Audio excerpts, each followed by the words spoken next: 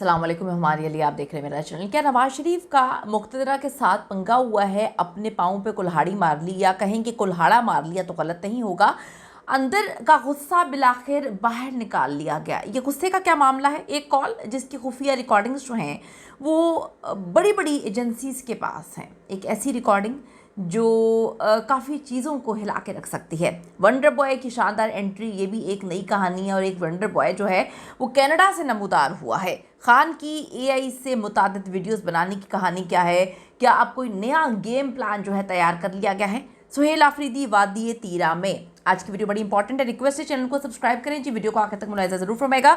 Channel को subscribe करिएगा, हमें इसकी बहुत ज़्यादा ज़रूरत है। सबसे पहले हम जो है शुरुआत करते हैं। नवाज शरीफ ने अपने लिए किस तरह से मुश्किलात जो हैं वो बहुत हद तक ज़्यादा जो है ऊपर लेवल तक पैदा कर ली हैं। अचकज़ई का नोटिफिकेशन, ऊपर वालों से डायरेक्ट पंगा लिया गया है। ये नोटिफिकेशन इतने आराम से नहीं हुआ है। इस नोटिफिकेशन के पीछे बहुत बड़ी बड़ी कहानी है।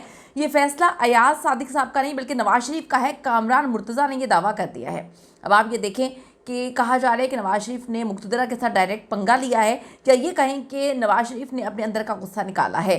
वो कामरान मुर्तज़ा ने कहा कि नवाज शरीफ अपने अंदर का गुस्सा निकालने के लिए नोटिफिकेशन करवाते हैं। अंदर का गुस्सा मुझे क्यों निकाला गया? अंदर का गुस्सा कि मुझे आप लेकर आए, इवन स्टेज तक के ऊपर लेकर गए। मैंने तो तकरीर भी तैयार कर ली थी कि मुझे वज़ीर आज़म बनाया जा रहा है। अंदर का गुस्सा कि वज़ीर आज़म बनने से मुझे एंड टाइम पे, लास्ट मोमेंट पे जो है वो रोक दिया गया, मुझे धोखा दिया गया है। गुस्सा किस पर निकाला गया है सबको अच्छे से पता है, कोई बच्चा थोड़ी है। कामरान मुर्तज़ा कहते हैं कि सबको पता है कि अचकज़ई को कौन नहीं चाहता था कि इसका नोटिफिकेशन ना हो। तो अब नवाज शरीफ जो हैं खुल्लम खुल्ला मुखालफत कर बैठे हैं। कामरान मुर्तज़ा ने यह भी कहा कि इदारों के जो ख़िलाफ़ तकरीरें करने वालों को आप लाकर अपोजिशन लीडर बना देते हैं, ये इंतहाई गलत है। लेकिन अब ये हो चुका है, ये कर लिया गया है। अता तारड़ ने कल एक बहुत बड़ा स्टेटमेंट दिया था। उनकी जानिब से कहा गया था कि जो महमूद खान अचकज़ई हैं, ये तो काबुल का आदमी है, ये हर वक्त काबुल काबुल करता रहता है।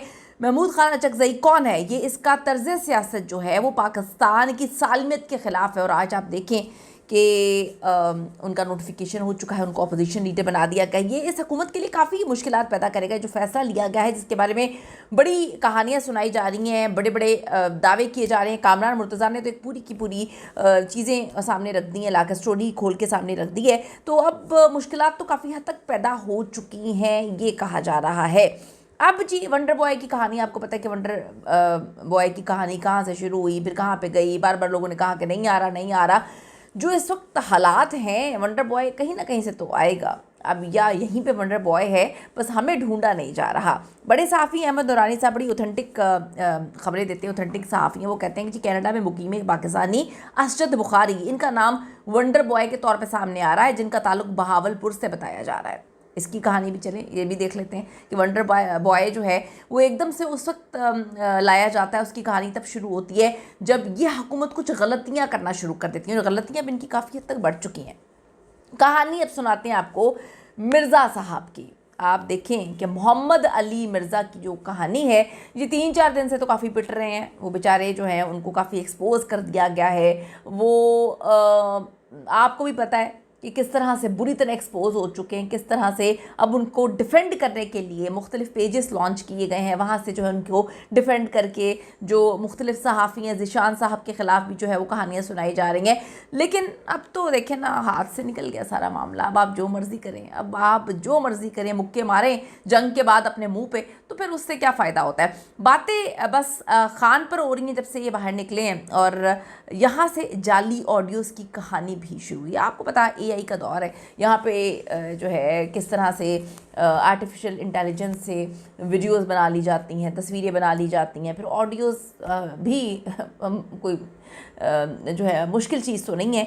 ये लोगों ने लिखा। पाकिस्तान की आवाम जो है बहुत ज़्यादा, मैं आपको बताती हूँ कि बहुत ज़्यादा आगे चली जा चुकी है। 2026 में पाकिस्तान की आवाम जो है वो 2050 का सोचना शुरू हो गई है। उनको पता होता है कि कौन सी चीज़ इनकी तरफ से आएगी, कौन सी चीज़ फिर हमने सबूतों के साथ सामने रखनी है।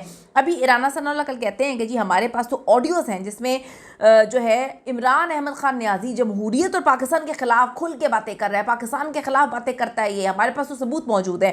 फिर मोहम्मद अली मिर्ज़ा की भी एक ऑडियो मतलब एक क्लिप जो है पॉडकास्ट का कहीं बैठे हुए हैं इंटरव्यू दे रहे हैं, उसका क्लिप जो है वो वायरल हो रहा है कि हमें सब पता है इमरान खान कितना डट के खड़ा हुआ है। अल्लाह ना करे कि वो ऑडियोज़ लीक हो जाएं जिसमें सब एक्सपोज हो जाएगा वो कितना डट के खड़ा है। एकदम से ऑडियोज़ की कहानी आ जाती है माजत, एकदम से राना साहब कहते हैं कि ऑडियोज़ हैं हमारे पास और मोहम्मद अली मिर्ज़ा उस पर स्टैंप लगा देते हैं, सेकंड कर लेते हैं उनकी बात कि जी हमारे पास ऑडियोज़ है। अवाम ने नीचे क्या लिखा, मज़ेदार बात तो अवाम की है। अवाम ने नीचे लिखा हुआ इतने कमेंट्स के बंदा मैं तो मुझसे तो पूरे पढ़े भी नहीं गए। लोगों ने नीचे लिखा हुआ है कि भाई एआई से बनाना कौन सा मुश्किल काम है, इमरान खान वहाँ पर है, उसकी ऑडियो को मैच कर लेंगे, मुतादिद ऑडियोज़ बनाई जा सकती हैं। ये मोहम्मद अली मिर्ज़ा जो है फिर फंस गए, कहानी जो है वो स्टैंप लगा के कि ऑडियोज़ हैं। अल्लाह ना करे कि वो ऑडियोज़ लीक हो जाएं जहाँ पर वो कितना डट के खड़े हैं। अब इनको कैसे पता कि कोई ऑडियोज़ है, इनको कैसे पता कि उसमें डट के खड़े वाली बात इमरान खान डट के नहीं खड़ा हुआ। तो ये बड़ी मिस्टीरियस किस्म की चीज़ें हैं। आप अपने आप को खुद एक्सपोज कर रहे हैं मिर्ज़ा साहब,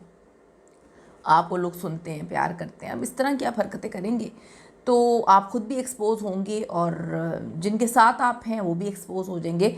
ये लिखी है जी ये कहानी कोई है आमना, उन्होंने नीचे लिखा हुआ। मिर्ज़ा साहब के तो और भी बड़ा कुछ लिखा हुआ है, मैं क्या क्या कमेंट पढ़ूँ। तो लोगों ने लिखा हुआ है कि एआई से लगता है ऑडियोज़ आ रही हैं तो अब कुछ गलत ना होगा। अवाम को जेनजी जिनको आप बोलते हैं इनको बेवकूफ़ बनाना आसान नहीं है। तो उन्होंने पहले बता दिया कि इस तरह के कोई मामला।